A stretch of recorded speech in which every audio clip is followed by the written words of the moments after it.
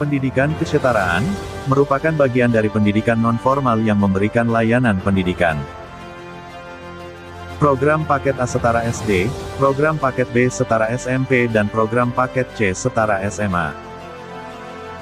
Dengan memberikan penekanan pada peningkatan kemampuan ilmu pengetahuan, keterampilan, pengembangan sikap kepribadian kepada peserta didik. Pendidikan kesetaraan diselenggarakan oleh pemerintah maupun masyarakat melalui lembaga-lembaga seperti Sanggar Kegiatan Belajar, Balai Pengembangan Kegiatan Belajar, PKBM, lembaga pelatihan kursus, organisasi sosial, organisasi masyarakat atau lembaga swadaya masyarakat, dan pondok pesantren. Penyelenggaraan pendidikan kesetaraan yang dilakukan oleh masyarakat mempunyai dinamika dan kualitas yang beragam. Karena kemampuan peserta didik, lembaga penyelenggara serta kondisi lingkungan sangat berpengaruh terhadap mutu lulusan pendidikan kesetaraan yang ada di daerah.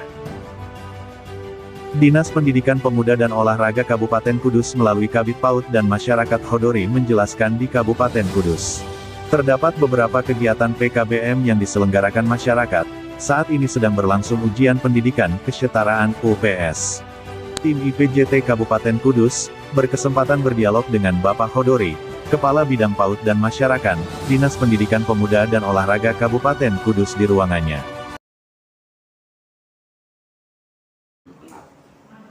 Assalamualaikum warahmatullahi wabarakatuh. Waalaikumsalam. Seluruh TV PCT dimanapun Anda berada, jumpa lagi dengan saya Ahmad Fikri, reporter TV PCT channel. Kita akan berbincang seputar dengan pendidikan masyarakat ya, Iya, betul. Pendidikan luar sekolah begitu. Kita sudah bersama dengan Bapak Kondori. Beliau adalah Kabid PAUD dan Dikmas ya di Dinas Pendidikan Pemuda dan Olahraga Kabupaten Kudus. Pemirsa, mungkin seperti yang kita lihat, kita ikuti bahwa sistem pendidikan nasional ini terdiri dari jalur pendidikan formal dan non formal, kan begitu Pak. Jadi diharapkan antara formal dan non formal ini saling melengkapi, kan begitu. Mungkin seperti yang terjadi di beberapa tahun lalu, barangkali menjadi salah satu faktor penyebab kenapa anak usia sekolah ini sebagian banyak yang tidak bisa melanjutkan. Kemudian karena alih tanggung jawab di tingkat SMA, SMK ini sekarang menjadi alih kelolanya ini di tingkat provinsi, sehingga mungkin bina lingkungan ini menjadi berkurang, kan begitu, karena semua harus di provinsi, sehingga ini mungkin menyebabkan anak-anak yang dalam tanda kutip ada di keluarga agak kurang mampu ini jadi tidak bisa melanjutkan sekolah. Faktornya macam-macam, karena biaya dan lain-lain. Karena untuk bisa sekolah di negeri susah, kemudian sekolah di swasta tidak terjangkau karena biayanya mahal. Ya, mungkin kehadiran pendidikan kesetaraan ini menjadi solusi, kurang, kan begitu, karena semua harus di provinsi, sehingga ini mungkin menyebabkan anak-anak yang dalam tanda kutip ada di keluarga agak kurang mampu ini jadi tidak bisa melanjutkan sekolah. Faktornya macam-macam, karena biaya dan lain-lain. Karena untuk bisa sekolah di negeri susah, kemudian sekolah di swasta tidak terjangkau karena biayanya mahal. Ya, mungkin kehadiran pendidikan kesetaraan ini menjadi solusi bagi anak-anak yang mungkin seperti itu. Seperti apa bisa diceritakan untuk pendidikan luar sekolah seperti ini? Ya. Terima kasih. Assalamualaikum warahmatullahi wabarakatuh. Saya Kodori, Kepala Bidang Pendidikan Anak Usia Dini dan Pendidikan Masyarakat, Dinas Pendidikan Kepemudaan dan Olahraga Kabupaten Kudus. Saat ini bersama-sama dengan Pak Fikri, Pak Fikri ya. dari Media TV. Alhamdulillah semuanya dalam keadaan sehat. Alhamdulillah. Karena saat ini masih pandemi COVID, ya kita tetap melaksanakan protokol kesehatan dan jaga jarak, Pak. Iya, betul. Terkait dengan pusat kegiatan belajar masyarakat yang kita kenal dengan PKBM, ini memang sebagai lembaga pendidikan non formal, Pak. Yang sudah barang tentu ini melayani pendidikan kesetaraan yang kita kenal dengan paket Dinas Pendidikan Kepemudaan dan Olahraga itu sendiri ini sebagai pembinaan dan pengawasan, terutama dengan pelaksanaan kegiatan PKBM yang ada di Kabupaten Kudus. Bahwa PKBM ini ada paket A, ini yang setara dengan SD. Paket B setara dengan SMP, dan paket C ini setara dengan SMA. Alhamdulillah dari ketiga paket ini di Kabupaten Kudus masih ada, Pak. Hanya saja untuk jumlah peserta, karena yang SD ini rata-rata sudah bisa tertangani di tingkat SD.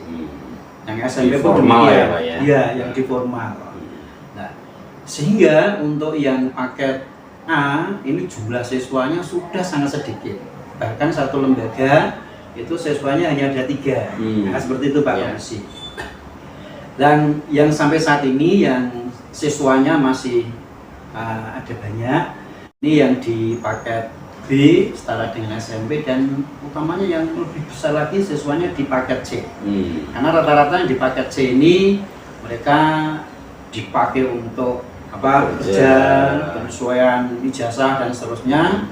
Bahkan rata-rata dipakai untuk itu, Pak, kandidat kepala desa. Nah, itu seperti itu. Ini nyalek dan seterusnya. Ini ya, sehingga keberadaan PKBM ini sebenarnya memberikan ruang yang sangat luas, ruang yang seluas-luasnya untuk mereka yang saat ini belum bisa tertampung di pendidikan formal di semua jenjang, baik di SD, SMP maupun di SMA. Maka bagi masyarakat yang sampai saat ini belum ada kesempatan karena faktor-faktor yang lain, PKBM dengan tulus dan ikhlas akan menampung masyarakat yang saat ini belum ada kesempatan, utamanya di lembaga formal. Terkait dengan kepala sekolah, kalau di PKBM itu istilahnya ketua PKBM. Ketua PKBM dengan kualifikasinya saat ini, kualifikasi ketua PKBM sarjana S1 sama dengan pendidikan formal. Ada kualifikasinya juga. Ada kualifikasinya, Pak. Jadi tidak tidak asal masyarakat kemudian menjadi betul, karena dia yang punya inisiasi, aku yo ketua nih. Tidak bisa seperti itu. Karena ini terkait untuk kualitas, termasuk akreditasi. Karena kalau ketua PKBM-nya tidak sarjana tidak bisa diakreditasi. Nah, dengan ketua diawali dari ketua PKBM sarjana, termasuk guru-gurunya yang rata-rata tutornya ini juga S1. Ini dari Dinas Pendidikan memang berharap supaya mutu dan kualitas di PKBM ini minimal ada kesetaraan, nama saja kesetaraan, Pak, dengan pendidikan formal. Karena ini terbukti dari pendidikan non formal juga bisa melanjutkan sampai di perguruan tinggi. Bahkan ada yang diterima di negeri, seperti itu, di perguruan tinggi negeri. Nah, dengan seperti itu pendidikan non formal di PKBM ini bisa memberikan layanan pendidikan yang bermutu dan berkualitas pada masyarakat, karena ini sebagai bekal mereka Pak, bekal mereka untuk mereka bisa mendapatkan pengetahuan dan keterampilan sehingga taraf hidup mereka lebih terjamin, bisa ya. lebih terjamin, bisa lebih meningkat. Mungkin seperti itu Pak. keberadaan PKBM sendiri itu sesuai dengan slogannya kan menjangkau yang tidak terjangkau. Seperti itu. Jadi Iya. ya artinya uniknya di pendidikan kesetaraan ini kan tidak dibatasi usia, waktunya bisa disesuaikan dengan mungkin habis pulang kerja. Iya. Kemudian yang pasti bahwa ijazahnya ini juga setara. Setara. Artinya tidak seperti yang diragukan oleh masyarakat. Walau ijazahnya itu gurmung di Abal-abal misalnya. kan begitu. Tidak Seperti apa seperti Pak? itu. Iya. Terkait dengan ijazah ini. Iya. Saya awali dengan pelaksanaan pembelajarannya. Jadi untuk kegiatan PKBM ini untuk bisa mengikuti ujian, persyaratannya sama dengan yang formal. Jadi harus Ada menyelesaikan rapor, semua program ya. pendidikannya. Jadi kalau yang kesetaraan yang A itu dimulai dari semester 4 sama dengan yang formal Pak. Kelas 4 maksudnya, kelas 4 Ya. sampai kelas 6. Untuk yang paket B itu dimulai dari kelas 7 semester 1 sampai semester 6 kelas 9. Termasuk yang paket C. Ini sama. Kalau mereka tidak bisa menunjukkan dia sudah menyelesaikan semua program tadi, tidak bisa mengikuti ujian, maka persyaratannya akan batal. Jadi secara administratif Ya, harus terpenuhi dulu semua. ya, tidak bisa Iya. kemudian tiba-tiba setor nama kemudian Mengikuti ikut ujian, ujian, nah, lulus, tidak bisa Pak ya. Iya. Maka ini perlu saya sampaikan kepada masyarakat, walaupun itu PKBM, tetap kegiatan pembelajarannya maksimal. Iya. Bisa dilaksanakan dari kelas yang SMP kelas 7 sampai kelas 9, begitu juga yang tingkat yang paket C. Akan tetapi Iya. bedanya ini waktunya bisa disesuaikan dengan para peserta didik, artinya Betul. kalau yang bekerja mungkin pulang kerja baru belajar dan Iya. lain-lain kan gitu. Uniknya sejauh ini pelaksanaan ujian kesetaraan ini seperti apa Pak? Ya, Artinya dari peran dinas juga tetap memantau. memantau. Betul. Nah, jadi gini, memang terkait dengan pelaksanaan ujian, utamanya terkait dengan jadwal dan waktu, ini tidak bisa diseragamkan dengan formal. Kalau yang formal kan terjadwal mulai Iya, jam 7 pagi sampai selesai Pak ya. Nah, karena untuk yang peserta PKBM ini rata-rata Pak, mereka bekerja dan seterusnya, termasuk tidak semuanya peserta itu berada di Kabupaten Kudus. Masuk jalan, maka pelaksanaan ujian kesetaraan ini ada dilaksanakan siang hari dimulai jam 1 siang, bahkan ada yang dilaksanakan jam 6 sore Pak.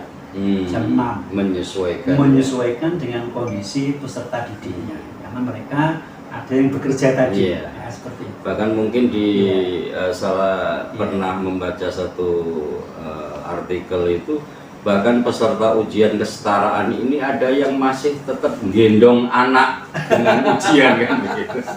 Iya, betul. Ya karena uniknya di pembelajaran kesetaraan ini kan begitu Pak. Jadi kalau menurut catatan yang keberadaan PKBM 1 Kabupaten Kudus ini ada berapa Pak? Di Kabupaten Kudus ini ada 16 PKBM, 16 yang tersebar di 9 kecamatan di Kabupaten Kudus. Kalau yang terakreditasi, sampai saat ini ada baru 6 Pak, 6 lembaga. Yang lainnya menyusul. artinya ketika belum Iya. terakreditasi berarti belum bisa melaksanakan ujian sendiri begitu. Mandiri, betul. Maka yang belum terakreditasi di dalam pelaksanaan ujian bergabung dengan lembaga yang sudah terakreditasi. Kalau secara administratif supaya bisa terakreditasi itu persyaratannya apa saja? Yang jelas 8 standar Pak, sama dengan pendidikan formal. 8 standar terpenuhi, semua dokumen-dokumen terpenuhi, maka bisa mengikuti penilaian akreditasi. Dan kalau nilainya bagus semua, itu bisa mencapai akreditasi maksimal A. Di Kudus ini sudah ada lembaga yang terakreditasi A, itu di lembaga YOI, PKBM YOI. Di Karangbener itu ya. Ya. Di Karangbener itu akreditasinya A. Menjadi indikator bahwa karena PKBM ini sudah berdiri lama, kemudian menjadi syarat terakreditasi, tidak ya? Termasuk itu ada batas waktu Pak. Ada minimal waktunya ada. Ya, seperti itu. Tapi yang jelas tadi, ya, selama 8 standar terpenuhi, maka bisa dilaksanakan akreditasi, dan kalau penilaiannya bisa maksimal semua, bisa mencapai akreditasi. Ya, mungkin keberadaan PKBM sendiri ini adalah upaya pemerintah tentu ya, yang dalam secara filosofinya kan memang berkeinginan untuk mencerdaskan kehidupan bangsa, walaupun mungkin ada beberapa anak yang tidak berkesempatan untuk mengenyam pendidikan yang formal karena berbagai alasan. Kemudian warga masyarakat yang kebetulan setelah mereka itu menjalankan kehidupannya ternyata betapa pentingnya ijazah formal, termasuk tiba-tiba ingin menjadi calon anggota DPRD, menjadi calon kepala desa karena terkendala dengan persyaratan administratif untuk mendaftar itu minimal harus SMA atau sederajat, maka dia butuh ijazah tersebut. Akan tetapi secara umum seperti yang Pak Kodori jelaskan tadi, harus berproses sama dengan pendidikan formal. Artinya tidak ada satupun peserta ujian kesetaraan ini yang ujuk-ujuk kan. Artinya datangnya hanya pas ujian, kemudian selama ada pemantauan tidak ditemukan seperti itu Pak? Tidak ada Pak. Tidak ada. Dan memang di masing-masing PKBM itu sudah harusnya diwanti-wanti. Jangan sampai nanti melaksanakan yang tidak sesuai dengan ketentuan. Karena kalau nanti diprotes sama masyarakat, ini akan repot. Laupo kok ujuk-ujuk begitu. Kan begitu. Atau bisa begini, karena mereka drop out di pendidikan, maka bisa melanjutkan atau alih di pendidikan non formal di IPK. Bisa seperti itu, bisa. Jadi ya secara umum memang apa yang dilakukan oleh pemerintah dalam upaya mencerdaskan kehidupan bangsa ini memang sudah banyak dilakukan, termasuk Dinas Pendidikan sebagai pengampu bidang pendidikan tersebut. Ada kepala bidang yang khusus menangani pendidikan PAUD dan pendidikan luar sekolah, pendidikan masyarakat. Kan begitu. Sehingga ya yang jelas bahwa yang kita tarik benang merah kepada masyarakat bahwa jangan ragu untuk mengikuti pendidikan di luar sekolah, karena banyak hal yang akan didapatkan dari pendidikan sekolah tersebut. Karena pertama tentu waktunya disesuaikan, usianya tidak dibatasi, yang jelas bahwa biaya menjadi peserta didik di kejar paket ini sangat terjangkau. Karena kemarin saya ketemu penyelenggara PKBM ini SPP-nya ini 1 bulan hanya 20.000. Iya. Bahkan lebih mahal daripada Taman Pendidikan Al-Quran kan. Iya. Mungkin pesan terakhir kepada masyarakat, Iya. Pak Pondori. Ya. Jadi untuk masyarakat khususnya di Kabupaten Kudus yang menginginkan untuk melanjutkan program studinya di pendidikan non formal, utamanya di PKBM. Di PKBM ada bantuan BOP. Maka kenapa pendidikan di PKBM itu menjadi murah? Karena ada bantuan dari pemerintah yang disebut dengan BOP tadi. Maka tidak usah ragu-ragu, silahkan langsung menuju ke PKBM sesuai dengan harapannya. Karena PKBM akan memberikan kesempatan yang seluas-luasnya, utamanya bagi masyarakat yang saat ini belum beruntung karena belum berada di pendidikan formal. Maka PKBM siap untuk menampung masyarakat yang belum menerima kesempatan untuk melanjutkan pendidikannya di pendidikan formal. Saya kira itu. Yeah. Dan yang paling penting diketahui oleh masyarakat bahwa ijazah yang akan dikeluarkan sebagai tanda kelulusan itu sama atau setara dengan pendidikan formal. Jadi jangan khawatir ijazah yang dikeluarkan melalui jalur pendidikan kesetaraan ini beda dengan ijazah.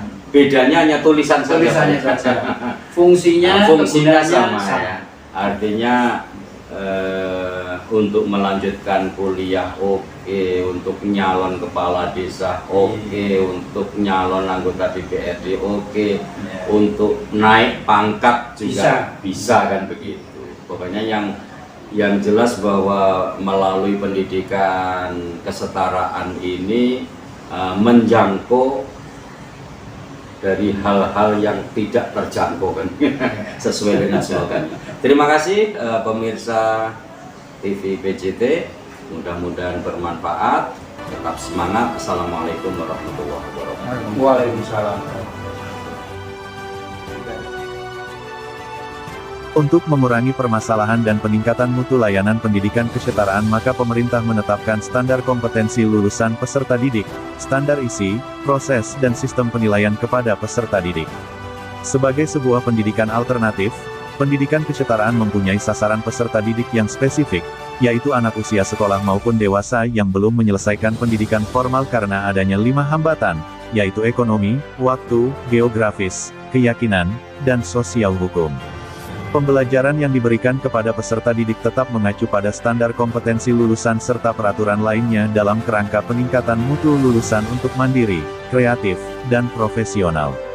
Peserta pendidikan kesetaraan adalah anak usia sekolah dan dewasa yang belum mampu menyelesaikan SD, SMP, dan SMA.